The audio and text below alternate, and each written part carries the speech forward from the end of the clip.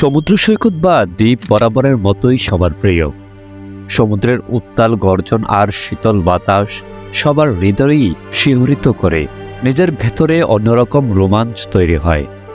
সমুদ্র আর নীল আকাশের অপূর্ব সমন্বয় লক্ষ্য করা যায় সেখানে।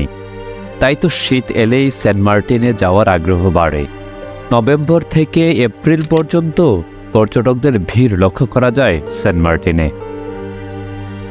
সেন্ট মার্টিন বাংলাদেশের একমাত্র প্রবাল দ্বীপ। এটি বাংলাদেশের মূল ভূখণ্ডের দক্ষিণে অবস্থিত।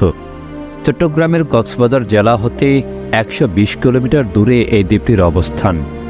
সেন্ট মার্টিন ভ্রমণ করতে চাইলে আপনাকে অবশ্যই লম্বা ভ্রমণের অভিজ্ঞতা থাকতে হবে। এ দ্বীপ ৭.৩ কিলোমিটার দৈর্ঘ্য আর আয়তন প্রায় ৮ বর্গ কিলোমিটার। এ দ্বীপকে নারিকেল জিঞ্জিরাও বলা হয়। মূল দ্বীপ ছাড়াও একটি